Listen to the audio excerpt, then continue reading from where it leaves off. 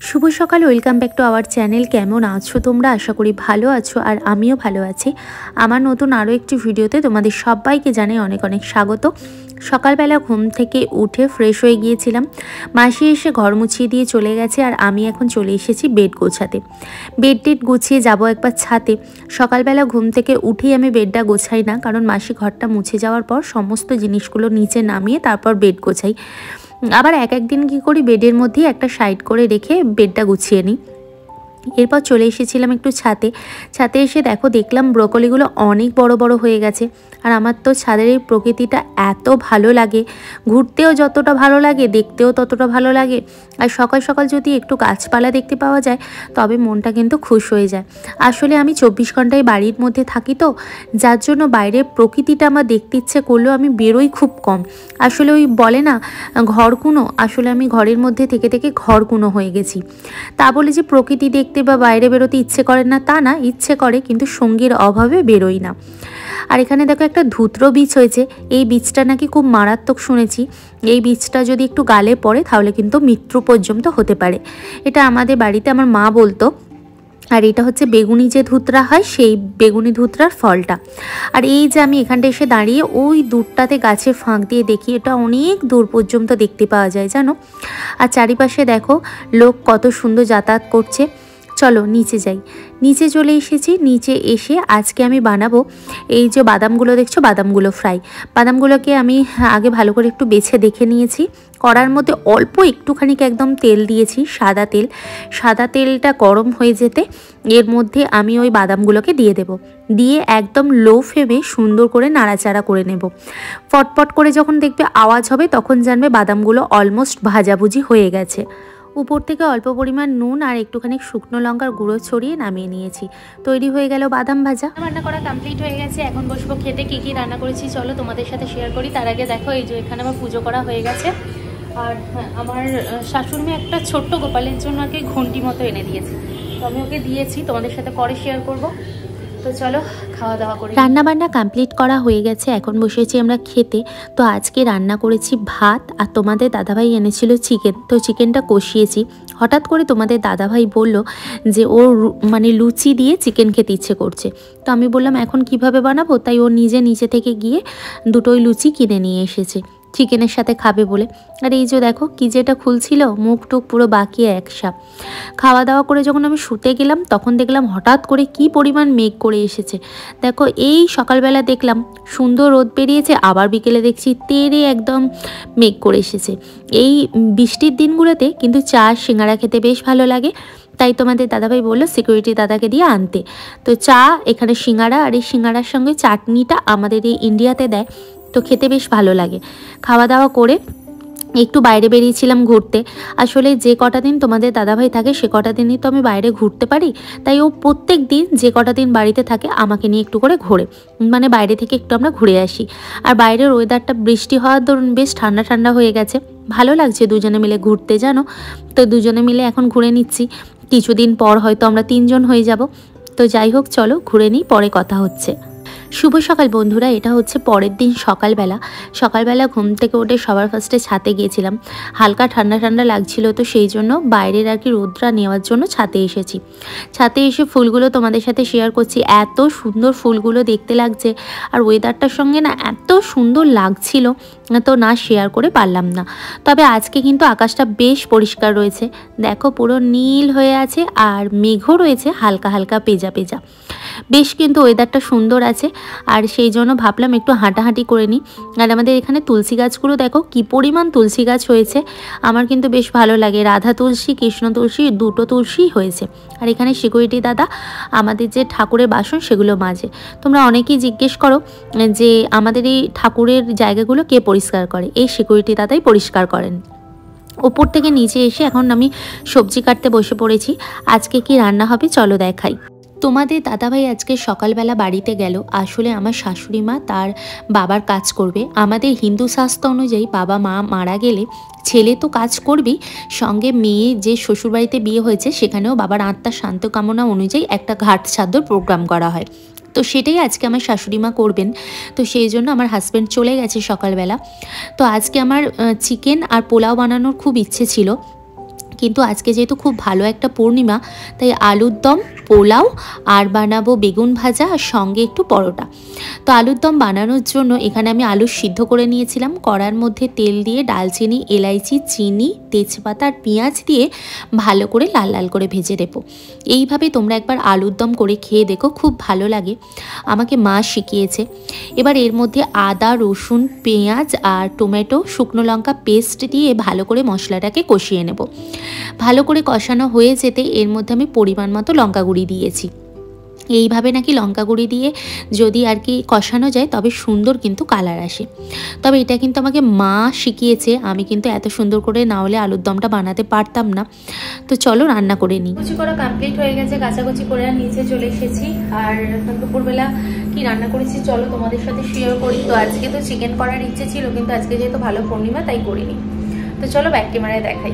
এই যে দেখো, হলুদ পোলাও রান্না করেছি, আর রান্না হয়েছে এখানে এই যে পরোটা করেছি, বেগুন ভাজা, আর আছে লাল লাল আলুর দম। এই হচ্ছে আজকে আমার লাঞ্চ। তো চলো খাওয়া দাওয়া করে নিই। আর ওয়েদারের অবস্থা দেখো, এই হচ্ছে আমার ওয়েদারের অবস্থা। খাওয়া দাওয়া করা কমপ্লিট হয়ে গেছে, এখন চলে এসেছি বিছানাতে একটু রেস্ট করবো বলে। আর এখন দুপুরে প্রায় 3টের মতো বেজে গেছে, একটু শুয়ে ঘুমিয়ে নেবো, তারপর উঠে অনেক কাজ আছে। আর আজকে তোমাদের দাদাভাইয়ের অনেক জামা কাপড় কেচেছি। আসলে কদিন পর তোমাদের দাদাভাই চলে যাবে, তো ওর যে জিনিসপত্রগুলো আছে সেগুলো যদি কেচে না এখন থেকে রেডি করে রাখি তাহলে সমস্যা হয়ে যাবে। তোমরা অনেকেই ভাবো যে একা বাড়িতে থাকে কি আর কাজ করে। তোমরা যদি একদিন আমার জায়গায় এসে দেখো তাহলে বুঝতে পারবে আমার কতটা কাজ থাকে। মাসি এসে শুধু ঘরটা মুছে দিয়ে চলে যায়, বাকি যা যা কাজ থাকে সমস্ত কাজই আমাকে করতে হয়। আর যেই দিন কাচাকুচি অনেক পরিমাণ থাকে সেই দিন আমি মাসিকে দিই, বাকি যেই দিনগুলো থাকে না সেগুলো আমাকেই কাচতে হয়। বিশেষ করে তোমাদের দাদাভাইয়ের জবের যে সমস্ত ড্রেস পোশাক সেগুলো আমাকেই কাচতে বলে। ও বলে যে মাসিকে দিয়ে কাচাতে না করে, কারণ বর্দি জিনিসটা কাউকে দিয়ে না কাচানোই ভালো। তো সেই জন্য আমাকে সমস্তটা করতে হয়। আর এত পরিমাণ আজকে কাচাকুচি করে ছাদে দিয়ে এসেছি, আর এসে দেখছি মেঘলা আকাশ। আকাশও যে কখনো কখনো এত ধোকাবাজগিরি করে ধারণার বাইরে, পুরো মানুষের মতো। তো যাই হোক বন্ধুরা, চলো একটু রেস্ট নিয়ে নিই, আবার বিকেলবেলা তোমাদের সাথে দেখা হচ্ছে। শুভ সন্ধ্যা বন্ধুরা। সন্ধ্যেবেলা আমার সন্ধ্যে দেওয়া কমপ্লিট হয়ে গেছে। আর এই দিকে সন্ধ্যার একটু ঠাকুর দর্শন তোমাদেরকে দিয়ে দিলাম। আর এদিকে দেখো জামা কাপড়গুলো দেখছো বেশ কয়েকদিন ধরে কাচাকুচি করছি, এখানে রেখেই দিয়েছি। আমি গোছানোর একদম টাইম পাচ্ছি না। আসলে তোমাদের দাদাভাই বাড়িতে এলে আমার ওর সমস্ত কাজ করতে, ওর সঙ্গে গল্প করতে, ওকে টাইম দিতেই আমার সময় চলে যায়। আর এখানে এই পেটির ভেতরে তোমাদের দাদাভাই যত জামা কাপড় আছে সব কেচে আমি ঢুকিয়ে রেখেছি। আর রাতের ডিনারে আজকে যা যা আছে এগুলো দিয়েই হয়ে যাবে, তোমাদের সাথে শেয়ার করেছি। আর এইদিকে আমি চা বানিয়ে বেডের ওপর রেখে এসে আর তোমাদের সাথে এগুলো শেয়ার করছি। তো এখন একটু চা খাবো। আসলে গরম গরম চা খেলে যদি জিভটা পড়ে যায় সেই ভয়েতে আসলে আমি চাটা খাইনি, একটু ঠান্ডা করেই খাই। এই যে দেখো আমি চা নিয়ে বসে পড়েছি। আর সত্যি কথা বলতে কি আমি বিছানার মধ্যেই চাটা খাই, সেটা কেউ খারাপই বলুক আর ভালোই বলুক না কেন। একটু সাজুগুজু করেই তোমাদের সামনে এলাম, আসলে কিছু রিলস বানানোর আছে সেই জন্য। তো কিছু কথা শেয়ার করে তারপর ব্লগটা আমি শেষ করব। কিছু কথা আছে যে কথাগুলো আমার মনে হলো, আমার মন থেকে বলতে ইচ্ছে করলো, তাই আমি আজকে শেয়ার করতে এলাম। প্রথম কথা হচ্ছে আমি নাটক করতে পারি না, আর মানুষের মনও জোগাতে পারি না। মানুষের মন জোগাতে গেলে প্রচুর নাটক করতে হয়, প্রচুর ন্যাকামও করতে হয়, যে জিনিসটা আমার একদম আসে না। আমি আমার মতো খোলামেলা থাকতে বেশি পছন্দ করি, সেটা যেই হোক না কেন, আমার শ্বশুর বাড়ি বলো বা আমার বাপের বাড়ি বলো, আমার সব জায়গাটাকে নিজের আপন করে নিয়ে আমি থাকতে পছন্দ করি। যেমন হচ্ছে ধরো আমার শ্বশুর বাড়ি, দেখো আমি তো এখন বাপের বাড়ি যাচ্ছি না, তো শ্বশুর বাড়িটা আমার একটা আপন জায়গা। তো আমি সেই জায়গাটাকে যদি শ্বশুর বাড়ি বলে এরকম ভেবে একটা সেখানে সংসার করি, তাহলে আমি কখনোই সেখানে আমার মনকে বসাতে পারবো না, যেখানে আমাকে মৃত্যুর দিন পর্যন্ত কাটাতে হবে। তাই আমি প্রত্যেকটা জায়গাটা আমার নিজের মতো করে থাকতে চাই। আমার মাকে যেমন আমি ভালোবাসি, আমার বাপিকে যেমন আমি ভালোবাসি, আমার শ্বশুর শাশুড়িকেও আমি আমার নিজের মা বাপির মতো ভালোবাসতে চাই। সেই দুদিন ভালোবাসবো নাটক করে, 3 দিনের মাথায় ন্যাকামো করবো, বিশ্বাস দেওয়াবো যে আমি তোমার ভালো বৌমা, আর 4 দিনের মাথায় আমি তোমাদের সাথে দেখতে পারবো না, কথা বলবো না। এইসব ন্যাকামো আমার আসে না, সোজা সাপটা কথা। আমি আমার শ্বশুর শাশুড়িকে নিজের বাবা মার মতো আজ মনে করব, মানে আমি মৃত্যুর আগের দিন পর্যন্ত তাকে নিজের বাবা মার মতোই মনে করব। এবং সংসারে আমি যে কথাগুলো বলবো সেগুলো আজকে বলছি মানে কালকেও বলবো। এবং দ্বিতীয় কথা হচ্ছে শ্বশুরবাড়ির প্রত্যেক মানুষকে বলো বা প্রত্যেকটা মানুষকে বলো, যাকে আমি নিজের মতো মনে করব নিজের মতো মনে করেই চলবো। আজকে তাকে মনে করলাম, দুদিন পর তাকে ছুঁড়ে ফেলে দেবো, এইসব ন্যাকামো আমার আসে না। আর আমি মন জুগিয়ে লোকে চলতে পারি না, কারণ আমি যেখানেই যাই না কেন আমার মনে হয় আমি একটু ইজিলি ভাবে থাকতে পারি, যাতে আমার মনে হয় এটা আমার ঘরের মতো ফিল হয়। বিশেষ করে শ্বশুরবাড়ি মানুষের অনেক রকম সমস্যা হয়, যেমন শ্বশুরবাড়িতে গিয়ে এই ওই বাপের বাড়ি চলে যাবো, আমার কিন্তু সেই জিনিসটা মনে হয় না। আমি সবসময় আমার হাজবেন্ডকে বলি, আমার শ্বশুরবাড়ি তোর বাবা মা মানে হচ্ছে আমার মা বাবা মা, আমি তাদের কাছে যেন মেয়ের মতো থাকতে পারি। জানি শ্বশুর শাশুড়ি কখনো মা বাবা হতে পারে না, আর মেয়ে বৌমা কখনো মেয়ে হতে পারে না, কিন্তু তবুও কিছুটা তো যেতে পারে, পুরোটা না গেলেও কিছুটা যেতে পারে। তো তাই আমি কোনো রকম নাটক বা ন্যাকামো না করে তাদের সঙ্গে থাকতে চাই, সংসার করতে চাই। এবং আরও একটা কথা, আমি লোকের মুখের সামনে ধ্রুব সত্যি কথা বলতে পছন্দ করি, যার জন্য অনেকের সঙ্গে আমার চটাচটি হয়।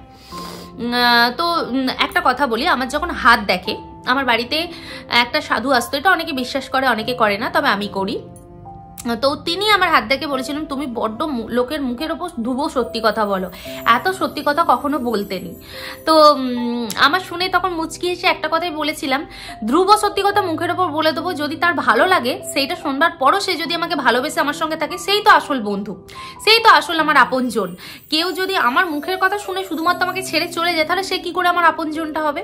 সে কখনোই তাহলে আমার আপনজন না। সে তাহলে আমাকে শুধুমাত্র আমার কাছে এসেছিল আমার সমস্ত কিছুটা নেওয়ার জন্য এবং আমাকে ভালোবেসে থাকবার জন্য না, যার জন্য অনেক বন্ধু বান্ধবদের সঙ্গে আমার চটাচুটি হয়েছে। তবে যারা থেকে গেছে তারা কিন্তু সারা জীবন থেকে গেছে, এবং যারা থেকে গেছে আমাকে চিনেছে তারা কিন্তু কখনোই আমাকে ছাড়তে চায় না, আমার সঙ্গে থেকে যেতে চায়।